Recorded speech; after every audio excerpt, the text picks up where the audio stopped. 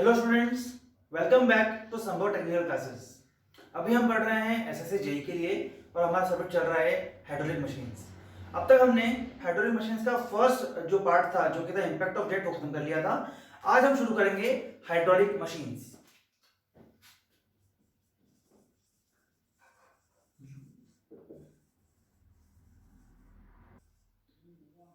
जो हमारा chapter impact of jet था वो भी इसी का पार्ट था, पर एक्चुअल मशीन अब शुरू हो रही हैं। हाइड्रोलिक मशीन को हमने देखा था इंपैक्ट ऑफ जेट, टरबाइन और पंप्स। तो आज हम शुरू करेंगे इसमें हमारा जो मेन चैप्टर है वो जो कि है हाइड्रोलिक टरबाइंस।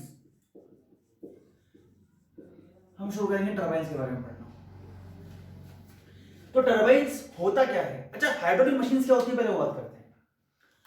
हाइड्रोलिक मतलब रिलेटेड टू वाटर, मशीन मतलब machine, you know that right. तो हाइड्रोलिक मशीन मतलब ऐसी मशीन्स जो पानी के साथ काम करें, जो पानी से काम करें, है ना, जो हाइड्रोलिक एनर्जी से डील करें। ठीक है, जैसे अगर मैं बात करूं टरबाइन की, तो टरबाइन क्या करता है? डैम में या कहीं रिवर में पानी स्टोर्ड है, पानी है, उस पानी में जो एनर्जी है उस पानी की एनर्जी को कन्वर्ट करता है किसमें, है ना। पहले करेगा उसको मैकेनिकल एनर्जी में टरबाइन के थ्रू, और फिर जनरेटर के थ्रू हम करेंगे कन्वर्ट इलेक्ट्रिकल एनर्जी में। तो हम डील किससे कर रहे हैं? हम डील कर रहे हैं हाइड्रोलिक एनर्जी से, वाटर एनर्जी से, वाटर पावर से। सिमिलरली हम पंप की बात करें तो पंप क्या करता है? पंप एनर्जी लेता है और कन्वर्ट करता है किसको, मतलब अपलिफ्ट करता है वाटर को। कैसे? तो हम कन्वर्ट कर रहे हैं हमारी एनर्जी को, इलेक्ट्रिकल एनर्जी को, मैकेनिकल एनर्जी को किसमें हम कन्वर्ट कर रहे हैं? Into pressure energy, is nothing but water energy. तो जो हाइड्रोलिक एनर्जी के साथ डील करे, जो वाटर के साथ डील करे, वो मशीन्स होती हैं हाइड्रोलिक मशीन्स। टरबाइन क्या होता है मैंने बताया आपको कि तो हाइड्रोलिक टरबाइंस में जो वाटर एनर्जी है, जो हाइड्रोलिक एनर्जी है, उसे हम कन्वर्ट करते हैं इनटू मैकेनिकल एनर्जी, और बाद में वो कन्वर्ट होती है इनटू इलेक्ट्रिकल एनर्जी। तो हाइड्रोलिक टरबाइंस के बारे में पढ़ते हैं। आज का लेक्चर बहुत ही ज्यादा इंपॉर्टेंट है आपके एग्जाम पॉइंट ऑफ व्यू से। हाइड्रोलिक टरबाइन हम खत्म करेंगे शायद 3 से 4 लेक्चर में, 3 लेक्चर तो लग ही जाएंगे, पर उन तीनों में सबसे इंपॉर्टेंट लेक्चर आज का है। बात कई बार समझ में ना आए, पर अभी जो बेसिक क्वेश्चन बनते हैं कि एफिशिएंसी के बारे में, है ना, पावर के बारे में, क्लासिफिकेशन के बारे में, बहुत ज्यादा क्वेश्चन बनते हैं, थ्योरेटिकल क्वेश्चंस। आज का लेक्चर आपके एग्जाम के हिसाब से बहुत ज्यादा इंपॉर्टेंट है, ध्यान से पढ़ेगा। तो शुरू करते हैं हाइड्रोलिक टरबाइंस, है ना। इसमें हम बात करते हैं, मैं लिखवा दूं शॉर्ट में पहले कि द डिवाइस, है ना, मशीन है, डिवाइस है which converts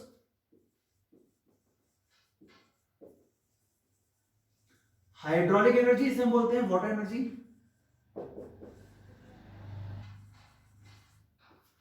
to the mechanical energy. आपसे ये क्वेश्चन भी पूछा गया टरबाइन क्या करता है, तो टरबाइन कन्वर्ट करता है हाइड्रोलिक एनर्जी को मैकेनिकल एनर्जी में, इसे हम बोलते हैं टरबाइंस। ठीक है, अब ये जो हमारा टरबाइन है काम कैसे करता है, सबसे पहले शॉर्ट में समझाता हूं आपको कि वाटर स्टोर्ड है, वाटर में कुछ एनर्जी है ना। हमने वाटर को ट्रांसफर किया टरबाइन में, टरबाइन का रोटर घुमाया यानी कि इंपेलर घुमाया, वो कन्वर्ट हुआ किसमें? ये घूम रहा है मतलब मैकेनिकल एनर्जी में, और वहां से घूम रहा है जनरेटर, तो वो हो रहा है फिर फाइनली इलेक्ट्रिकल एनर्जी में। ठीक है, अब ध्यान से देखिएगा, पहले हमारे पास थी हाइड्रोलिक एनर्जी जिसे हम बोलते हैं वाटर पावर। ठीक है, इसको हमने कन्वर्ट किया किसमें? हमने कन्वर्ट किया मैकेनिकल एनर्जी में, और ये घूम रहा है क्या? इंपेलर घूमता है जिसे हम बोलते हैं इंपेलर पावर। ठीक है, इसके बाद हम कन्वर्ट कर रहे हैं इसको, इंपेलर घूम रहा है, इंपेलर को घुमा रहा है, इंपेलर घुमा रहा है शाफ्ट को, जो शाफ्ट जनरेटर में जा रहा है, तो उसे हम बोलते हैं शाफ्ट पावर। ठीक है, बेसिक सी चीज है। वाटर में जो एनर्जी थी, वाटर की एनर्जी को हमने यूज करके वाटर से नीचे पेंस्टोक के थ्रू नीचे लेके आए, कहां तक? टरबाइन तक। और वो जो वाटर की एनर्जी है, जो काइनेटिक एनर्जी वाटर में थी, वो एनर्जी को हमने कन्वर्ट उससे क्या किया? उस एनर्जी से हमने एम्पेयर को घुमाया, तो एम्पेयर पावर जनरेट हुई, मतलब एनर्जी ट्रांसफर हुई, राइट। तो मैकेनिकल एनर्जी मिली, वहां से हमने वो उस एम्पेयर घुमा तो शाफ्ट घुमा, और शाफ्ट घुमा तो शाफ्ट पावर मिली। अब ये जो हाइड्रोलिक एनर्जी है, जो वाटर एनर्जी है, वो है क्या? वो वाटर की काइनेटिक एनर्जी है। तो this hydraulic energy is nothing but half mv square होता है काइनेटिक एनर्जी। पर क्योंकि ये पावर की बात कर रहे हैं या वाटर फ्लो की बात कर रहे हैं तो ये होता है एम डॉट, है ना, एम डॉट। तो half M dot V square, ये हमारी थी कौन सी एनर्जी, वाटर में जो एनर्जी थी टरबाइन के ब्लेड पे टकराने से पहले, इंपेलर पे जाने से पहले। अब ये मैकेनिकल एनर्जी होगी, तो ये मैकेनिकल एनर्जी जो मिली हमें, हमने निकाला पिछली बार जब हमने इंपैक्ट ऑफ जेट पढ़ा था, उसमें जब हमने लास्ट केस पढ़ा था कि एक अनसिमेट्रिकल या कर्व्ड सरफेस पर हमने देखा था कि बताओ what is the work done पर सेकंड। वो क्या था, वो रनर घूम रहा था, इंपेलर घूम रहा था, हमें वर्क डन मिल रहा था, तो वही वर्क डन पर सेकंड तो क्या होता है, इंपेलर पावर होता है, पावर हमें मिल रहा है, वर्क डन हो रहा है पर सेकंड, किसके थ्रू, इंपेलर के थ्रू। कौन कर रहा है, ये एनर्जी कर रहा है, तो इसको हमने कन्वर्ट किया। आपको फॉर्मूला याद होना चाहिए, ये मैंने आपको लिखवाया था कि m dot VW1 plus minus VW2 into U, है ना, ये था फोर्स, ये था इंटू वेलोसिटी, तो ये हो गया हमारा इंपेलर पावर, है ना। अब इसको हम बोलते हैं, ये जो शाफ्ट पे मिलेगा उसको बोलते हैं शाफ्ट पावर, इसको बोलते हैं सिंपली P। इस जितना लिखा ना, इससे भी कई क्वेश्चन बनते हैं बोर्ड पे जो लिखा है। हाइड्रोलिक टरबाइन क्या होता है, तो इसको कन्वर्ट करता है। या ये देखिए पूछेंगे कि बताओ ये क्या, कौन सा डिवाइस है, टरबाइन है, एक्यूमुलेटर है, पंप है, या कुछ भी बोल सकते हैं, तो वो टरबाइन ऑप्शन है इसका, ठीक है। अब ये करता क्या है, ये वाटर की हाइड्रोलिक एनर्जी को अल्टीमेटली इलेक्ट्रिकल एनर्जी में कन्वर्ट करता है। कैसे, पहले हम अभी कैसे करता है पेन स्टॉक सब बनाएंगे, हम अगली क्लास में करेंगे सब काम। तो हाइड्रोलिक एनर्जी जो है वाटर एनर्जी, उस वाटर की एनर्जी क्या है उसमें, half M V square energy of water. तो ये काइनेटिक एनर्जी जो है वाटर की, और वाटर पावर है, इसने क्या करा, इसने घुमाया इंपेलर को यानी कि रनर को, तो इंपेलर पावर बोल दो या रनर पावर बोल दो, एक ही बात है। रनर घूम रहा है, इंपेलर घूम रहा है, कितना हुआ, जो हमें मिला था वर्क डन पर सेकंड इस ब्लेड के थ्रू, तो ये होता है m dot VW1 plus minus VW2 into U। यहां से हमारा घूम रहा है, जब रनर घूम रहा है तो हमारा घूम रहा है शाफ्ट, तो हमें मिल रही है शाफ्ट पावर, ठीक है। ये हुआ हमारा बेसिक, ठीक है। ये टरबाइन ऐसे काम करता है, ध्यान से समझिएगा। ये मैं अलग अलग लिखवा था कि N type of energies included, एक एक करके लिखवा था, उससे अच्छा है कि हम समझते जा रहे हैं क्या ये ऐसे काम कर रहा है, और इसमें ये एनर्जी होती है, इसमें इतनी एनर्जी होती है, इसमें इतनी एनर्जी। ये क्यों करवा रहा हूं, 2 मिनट्स में आप बहुत सारी चीजें और सीखेंगे, है ना, आप नोट कर लीजिए। अच्छा, इसमें जो काइनेटिक एनर्जी है, अब आप कहेंगे सर पानी तो पहले मान लो रिजर्वायर था, कोई डैम था, तो पानी तो स्टोर था, तो वो तो फिर पोटेंशियल एनर्जी थी। तो हाँ, ये बोल सकते हैं, या फिर हम बोल सकते हैं इसको और करके, जो पोटेंशियल एनर्जी थी mgh, है ना, जितना हेड था उसके पास इतनी पोटेंशियल एनर्जी थी, इसको कन्वर्ट किया इसमें, इससे कन्वर्ट हुआ इसमें, इससे कन्वर्ट हुआ इसमें, तो एक ही बात देख सकते हैं ये भी, है ना। मैं आगे बताता हूं आपको ये क्यों बढ़ा रहा हूं ये सब चीजें।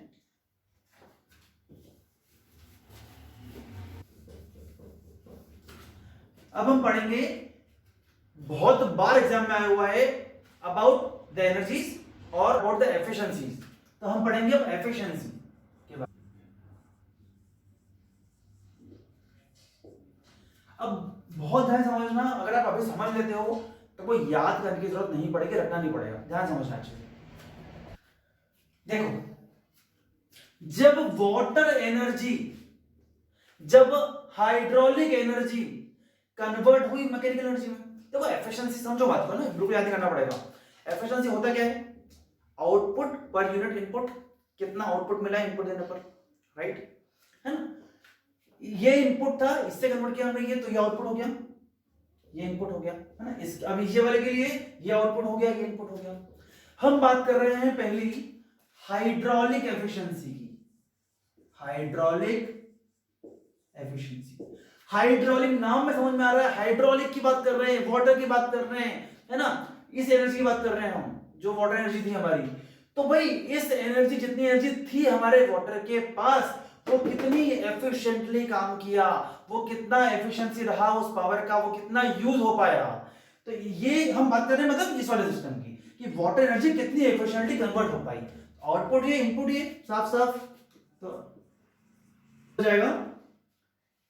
आउटपुट है हमारा, मैं लिख दूं इससे, आउटपुट अपॉन इनपुट, तो ये हो जाएगा m dot VW1 plus minus VW2 into U divide by half m dot V square, ये कट जाएगा, तो ये हो जाएगा 2U VW1 plus minus VW2 by V square. अगर आपको याद हो तो ये फॉर्मूला क्या लिखवाया था मैंने अबाउट द एफिशिएंसी जब सीरीज ऑफ कर्व्ड वेव्स रहती हैं।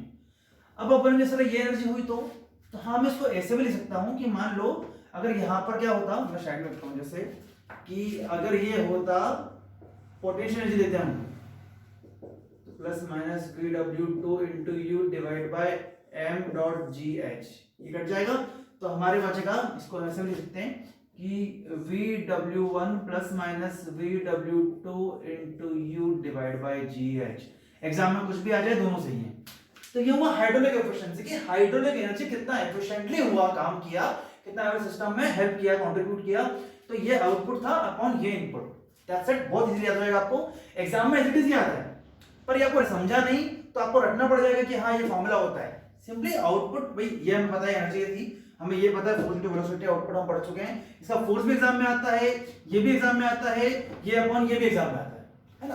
तो ये हुआ हमारा hydraulic efficiency 2u VW1 plus minus VW2 upon v square VW1 plus minus VW2 upon GH into u upon GH। ठीक है, तो ये आपको याद होना चाहिए अच्छे से, एज इट इज एग्जाम में आता है, इनके ऊपर बहुत क्वेश्चन आए हुए हैं। नेक्स्ट हमारी एफिशिएंसी जो कि है मैकेनिकल एफिशिएंसी, ये पढ़ रहा हूं मैं।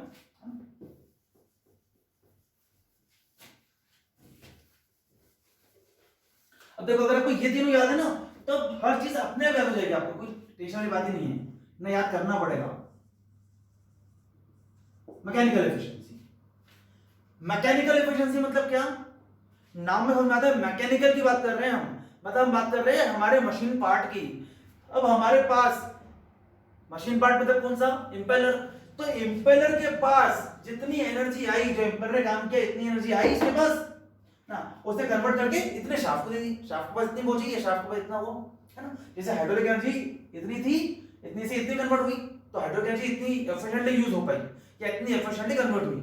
सिमिलरली मैकेनिकल इतनी थी, है ना। अब ये इंपेलर जो है, इंपेलर ने कैसे काम किया, तो इंपेलर के पास आई इतनी, इंपेलर ने दी इतनी, तो कितना एफिशिएंटली उसने कंट्रीब्यूट किया सिस्टम में, कितना एफिशिएंटली उसने एनर्जी ट्रांसफर किया, है ना, सिस्टम में। तो आउटपुट क्या हो गया हमारे मैकेनिकल के लिए, मैकेनिकल काम किसने किया, इसने किया। इनपुट ये इसके पास, आउटपुट ये, तो हमारे पास आउटपुट है shaft power upon m dot VW1 plus minus VW2 into, याद नहीं करना है, सिंपल है। तो ये हो गया मैकेनिकल एफिशिएंसी, है ना, क्या आउटपुट अपॉन इनपुट, कितना पावर आउटपुट हो पाया और कितना इनपुट था इसके पास। हम में ऐसी भी आ सकता है आपको कि जो हाइड्रोलिक एफिशिएंसी थी पहली वाली, हम बोल सकते हैं कि impeller power upon water power या runner power upon water power, है ना। तो ऐसे भी लिख सकते हैं, इस तरह से भी आ सकता है, दोनों सही है, तो वहीं से तो ला रहे हैं। तो ये भी हो सकता है इसको भी, कि ये क्या हो सकता है, ये हो सकता है कि shaft power upon impeller power या रनर पावर। तो बात एक ही, ठीक है। थर्ड हम बात करते हैं एफिशिएंसी की, बात करते हैं ओवरऑल। समझ में आ रहा है नाम में कि ओवरऑल कितना सिस्टम के एकदम इनपुट था, फर्स्ट इनपुट और लास्ट आउटपुट, है ना। तो ये कितना हो जाएगा सर, लास्ट आउटपुट क्या है हमारा, शाफ्ट पावर। इनपुट क्या दिया था हमने, वाटर पावर, तो ये हो जाएगा shaft power upon half m dot v square या shaft power upon m dot gh। ठीक है, तो ये याद नहीं करना है, अगर ये तीन याद है आपको कि हाँ भाई वाटर एनर्जी से कन्वर्ट किया हमने इंपेलर पावर में और वहां से कन्वर्ट किया हमने शाफ्ट पावर में। ये था हमारा half m dot v square या m डॉट gh, ये था हमारा m dot into VW1 plus minus VW2 into u, और ये हमारा शाफ्ट पावर। तो कोई याद नहीं करना पड़ेगा, फॉर्मूले सिंपली याद हो जाएंगे, आप समझ पाओगे कि हाँ हाइड्रोलिक एनर्जी की बात कर रहे हैं तो हाइड्रोलिक एफिशिएंसी इस तरह से, मैकेनिकल की बात कर रहे हैं कि मैकेनिकल कितना एफिशिएंट रहा, तो मैकेनिकल एनर्जी इनपुट या आउटपुट अपॉन इनपुट, ओवरऑल तो overall output upon overall input. ठीक है, अब ध्यान से अगर आप देखोगे तो एक बात और समझ में आएगी आपको,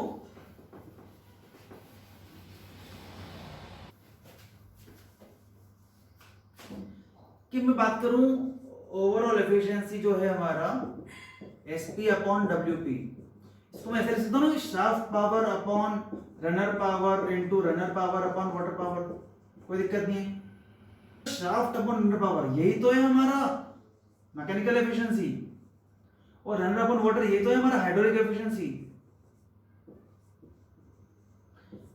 ये हुआ हमारा एक बहुत ही इंपॉर्टेंट रिलेशन अबाउट एफिशिएंसी।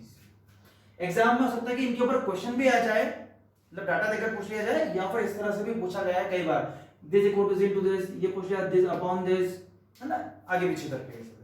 तो ये इंपॉर्टेंट है। एक लास्ट एफिशिएंसी बचती है हमारी, ये नोट कर लीजिए आप।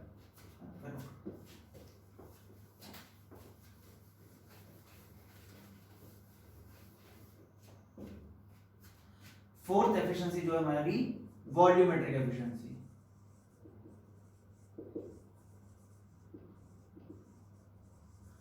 वॉल्यूमेट्रिक एफिशिएंसी की हम बात करते हैं, ये नाम में समझ में आ रहा है कि हम बात कर रहे हैं वॉल्यूम की। देखो जितना वॉल्यूम ऑफ वाटर नोजल से निकलता है, क्या उतना पूरा पूरा टकराता है वेन्स पर, मतलब बकेट्स पर? नहीं, बहुत लॉसेस होते हैं, है ना, बाहर स्लैश भी होता है, बहुत सारी चीजें होती हैं। तो कितना वॉल्यूम एक्चुअली टकराया हमारे वेन से या ब्लेड से, और कितना वो आउटपुट हुआ, और कितना एक्चुअल में निकला, तो वो हुआ हमारा इनपुट, है ना, कितना दिया था हमने पर उतना ही टकराया, तो वो हो गया हमारा उसके लिए आउटपुट। तो हम देंगे कि ये क्या है, ratio of volume of actually striking the wedge, जिसको हम बोलते हैं ब्लेड्स, इतना टकराया, to the volume of water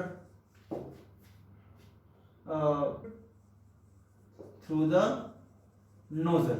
जितना नोजल ने निकाला होता पूरा पूरा टकराता नहीं है ना, तो जितना एक्चुअल में टकराया वो आउटपुट हुआ, अपॉन जितना निकला नोजल से इतना टकराना चाहिए था वो हमारा इनपुट, है ना। तो ये कोई बात देख सकते हैं हम कि actual volume striked to the volume delivered by nozzle, ठीक है।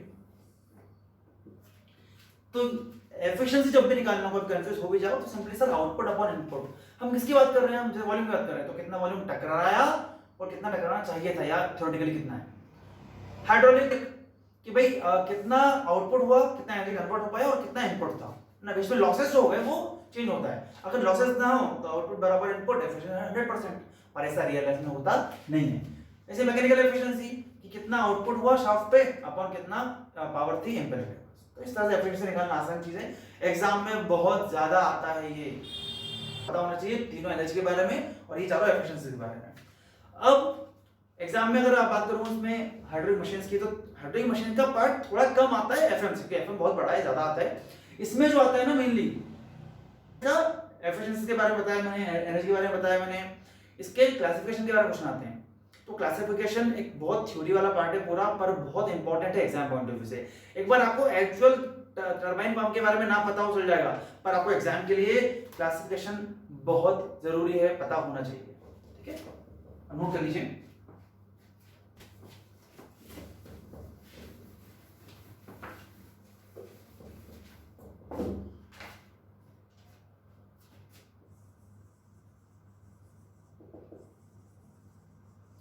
क्लासिफिकेशन ना मैं आपको बता रहा हूं, हर बार एक आध क्वेश्चन तो बन ही जाता है इस हर एग्जाम में।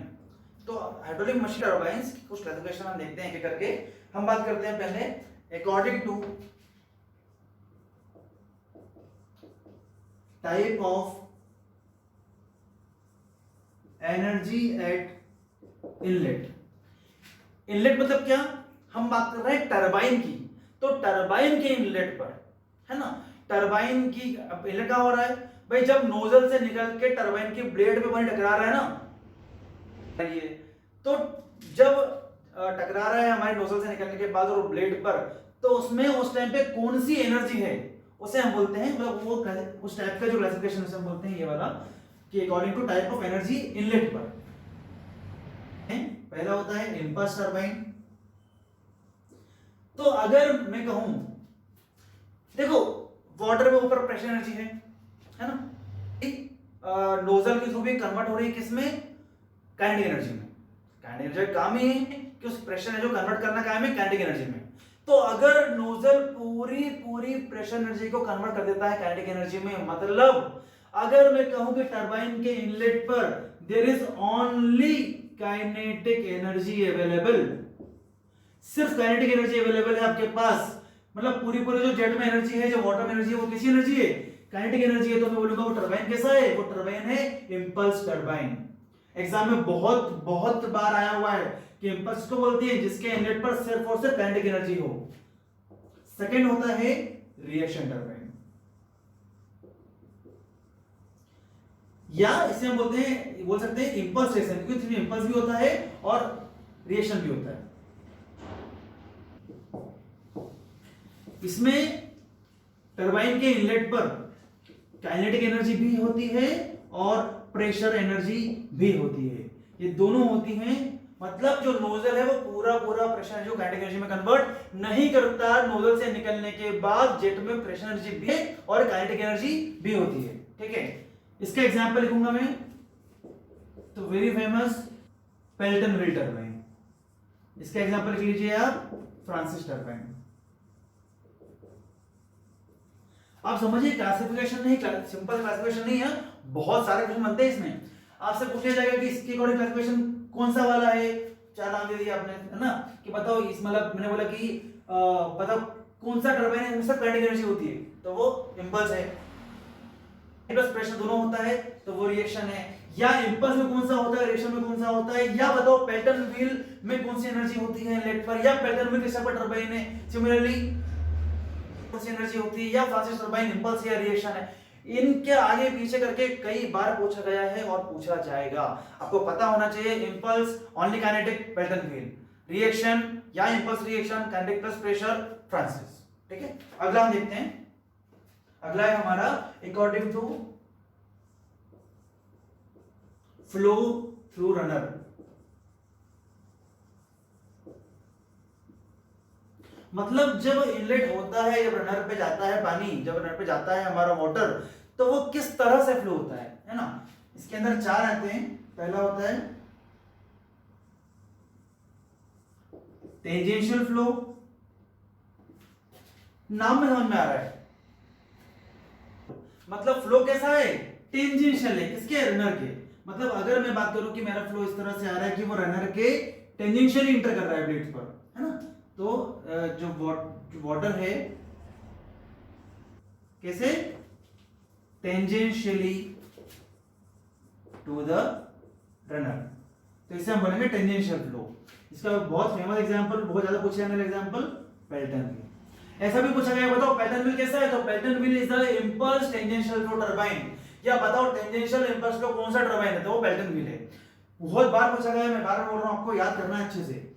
अगला है हमारा रेडियल फ्लो।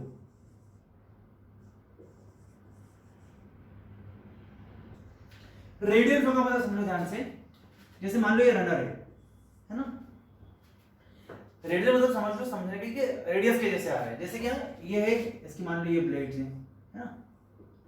तो अगर अभी शाफ्ट की एक्सिस क्या होगी, इस शाफ्ट की एक्सिस ऐसी होगी, है ना, इस तरीके से, ये शाफ्ट की एक्सिस है। तो इस शाफ्ट की एक्सिस के परपेंडिकुलर अगर फ्लो आ रहा है, मैं कैसे समझा रहा हूं कि ये शाफ्ट एक्सिस जो है, ये ऐसी एक्सिस है, इसके परपेंडिकुलर, ये इसके परपेंडिकुलर हुआ, तो ये शाफ्ट की एक्सिस के परपेंडिकुलर अगर फ्लो जा रहा है ये रेडियल फ्लो है ना। इसमें क्या होता है कि water enters perpendicular to the axis of shaft, है ना, मतलब ये शाफ्ट ऐसे कर रहा है रोटेट इस एक्सिस के अबाउट, ठीक है, या रनर रनर एक ही बात है, तो कोई दिक्कत नहीं है वैसे तो इसके क्या, इस एक्सिस के अबाउट कर रहा है, तो इस एक्सिस के परपेंडिकुलर, तो इसे हम बोलते हैं कि ये होता है रेडियल फ्लो। कई बार पूछा गया है, तो ये है फ्रांसिस टरबाइन। ठीक है, अब ये जो रेडियल फ्लो होता है ना, ये भी दो टाइप से हो सकता है ना। अब देखो ध्यान से लिख लेता हूं साइड में कि ये जो है दो टाइप के हैं, इसके अंदर एक दो, एक होता है इनवर्ड रेडियल फ्लो और एक होता है आउटवर्ड रेडियल फ्लो। इनवर्ड मतलब अंदर की तरफ, अगर बाहर से अंदर की तरफ जा रहा है, लिखता हूं साइड में कि ये इनवर्ट रेडियल फ्लो मतलब कैसा है कि बाहर से अंदर की तरफ जा रहा है, फ्रॉम टुवर्ड्स रन शाफ्ट, है ना। और ये आउटवर्ड मतलब क्या है, अंदर से बाहर की तरफ जा रहा है, इस तरह का एलिमेंट है, पर रेडियली तो हम बोलते हैं कि ये होगा आउटवर्ड, है ना। ध्यान रखना, ये पूछा था फ्रांसिस कैसा है, तो फ्रांसिस है इनवर्ड रेडियल फ्लो, है ना। आप पूछ सकते हैं आपसे, तो फ्रांसिस क्या है, इनवर्ड रेडियल फ्लो टरबाइन है। इनवर्ड क्या होता है, आउटवर्ड क्या होता है, मैंने आपको बताया। टेंजेंशियल क्या होता है, रेडियल क्या होता है। रेडियल मतलब अगर ये शाफ्ट इस तरह से है ना, ये रडर इस तरीके से है, तो इस शाफ्ट के परपेंडिकुलर फ्लो करा रहा है, तो ये होता है इनवर्ड रेडियल फ्लो टरबाइन। तो flow can be tangential, can be radial. आगे बढ़ते हैं हम।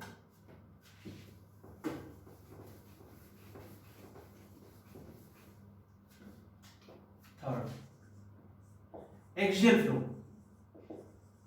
नाम है हमारा एक्सियल। अब कैसा होता है समझो बात को। अगर हमारा शाफ्ट है, इस शाफ्ट पर यार रडर अटैच्ड है, तो इस शाफ्ट की एक्सिस के पैरेलल ही फ्लो आ रहा है और पैरेलल ही फ्लो जा रहा है।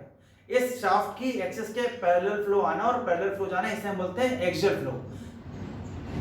तो इस तरह से अटैच होती है, इस तरह से लगी होती है कि वो ऊपर से फ्लूइड आएगा, इसको घुमाएगा और यहां से साइड से नीचे वापस गिर जाएगा, ठीक है। तो एक्सियल फ्लो का मतलब क्या है, रेडियल फ्लो में था परपेंडिकुलर, यहां हो जाएगा पैरेलल। इसका मतलब होता है एक्सियल का कि जो वाटर है वो enters parallel to the axis, किसकी एक्सिस, ऑफ शाफ्ट बोल दूं या रनर बोल दूं, एक ही बात है तुम्हें। मतलब पैरेलल अगर आना, ये एक्सिस है, ये शाफ्ट अटैच्ड है, ये रनर है, यहां पर ऐसे आना, फ्लूइड का ऐसे चले आना, इसको बोलते हैं एक्सियल फ्लो। इसका एग्जांपल आप लिखेंगे कैपलाइन टरबाइन, प्रोपेलर टरबाइन, ठीक है। Mixed flow turbine. Mixed flow का मतलब ये होता है कि अगर हमारे टरबाइन में जो फ्लूइड है, ये वाटर है, वो आ रहा है रेडियली और जा रहा है एक्सियली, अगर इस तरह का अरेंजमेंट है तो हम बोलते हैं मिक्स्ड फ्लो। तो water enters radially and leaves axially. आपसे इन सबकी डेफिनेशन एग्जाम में पूछी जा चुकी है और पूछी जाएगी, याद रखना अच्छे से कि रेडियल क्या होता है, टेंजेंशियल क्या होता है, मिक्स्ड क्या, एक्सियल क्या। एग्जांपल हो गया, आप लिख लीजिए मॉडर्न फ्रांसिस, ये पुराना वाला था वो हमारा था रेडियल फ्लो, मॉडर्न फ्रांसिस जो है वो होता है मिक्स्ड फ्लो, ठीक है। तो ये हुआ हमारा अकॉर्डिंग टू द फ्लो, कि फ्लो कैसा हो रहा है, हमारे टरबाइन पर जो फ्लो आ रहा है वो किस तरह से आ रहा है। अब हम पढ़ेंगे नेक्स्ट थर्ड, नोट कर लीजिए।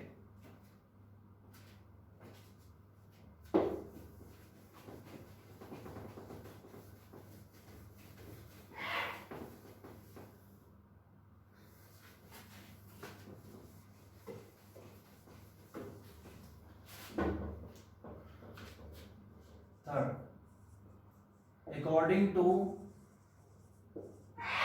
head available at inlet, कितना हेड अवेलेबल है इनलेट पर। हेड मतलब क्या होता है, हेड मतलब सिर्फ हाइट नहीं होता, मैंने आपको बताया था एफएम में, head is nothing but the energy per unit weight of the fluid. याद आ रहा है, को बर्नौली पढ़ाया था मैंने आपको, है ना। High head turbine, medium head turbine, low head turbine. अगर हमारा हेड 250-260 मीटर से भी ज्यादा है, 250-260 एग्जाम में जो भी आ जाए तो हम बोलेंगे हाई हेड है। अगर 60 मीटर टू 250 मीटर है तो हम बोलेंगे मीडियम हेड है, और 60 मीटर से कम है तो हम बोलेंगे। एग्जांपल लिख लीजिए आप, जो हाई हेड टरबाइन है उसका एग्जांपल लिख लीजिए आप पेल्टन व्हील, इसका एग्जांपल लिख लीजिए आप फ्रांसिस, इसका एग्जांपल लिख लीजिए आप कैपलाइन या प्रोपेलर।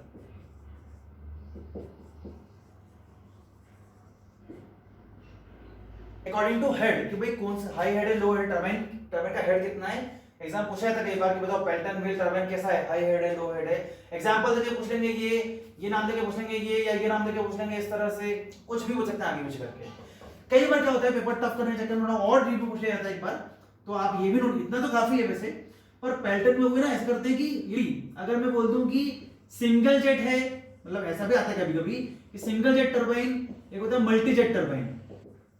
तो अगर मतलब ये कोई डाटा फिक्स नहीं है, थोड़ा थोड़ा अप्रोक्सीमेट डाटा ही है सब कुछ, तो फिर ध्यान रखेंगे कि अगर ले जाए कि सिंगल जेट का कितना हेड, मतलब कितना हेड रहेगा, तो हाई हेड तो है ही पेल्टन व्हील, पर सिंगल जेट मतलब और ज्यादा हेड रहेगा उसमें, ठीक है। और ये रहेगा तो मैं बोल देता हूं इसको कि अप्रोक्सीमेट 250, कुछ बुक्स इसको 200 भी बोलती हैं, अप्रोक्सीमेट 200। तो ये कुछ डाटा अप्रोक्सीमेट है, आपको जो एग्जाम में दिया जाए ऐसा नहीं मिलेगा कि 210 220 इतना पास नहीं मिलेगा। तो एक अंदाज बता रहा हूं आपको कि ये टर्बाइन हाई हेड है, पर सिंगल जेट का ज्यादा हेड होता है, मल्टी जेट का कम हेड होता है। ये पेल्टन फ्रांसिस करता है, ठीक है। ये हुआ अकॉर्डिंग टू हेड। लास्ट हम पढ़ते हैं according to specific speed of turbine.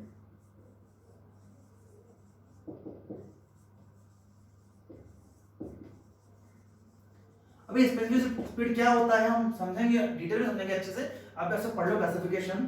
तो इसमें होता है पहला कि लो specific speed, medium, high. Range है हमारी, अगर मैं कहूं कि मेरी स्पेसिफिक 30 to 60 आरपीएम है, ये होगा 60 to 1 to 300 हो जाएगा, और ये हो जाएगा 400 300, ठीक है। अगर मैं बताऊं लो स्पेसिफिक स्पीड की, तो देखो जिसका हेड ज्यादा होता है ना, इसे ये समझाऊंगा मैं कैसे हो रहा है, पर अभी समझो समझ याद करने के लिए, जिसका हेड ज्यादा है उसकी स्पेसिफिक स्पीड कम होती है। तो ये हो जाएगा यहाँ पे पेल्टन, फ्रांसिस तो हमेशा बीच में रहता है, और ये हो जाएगा हमारा कैप्लान या प्रोपेलर।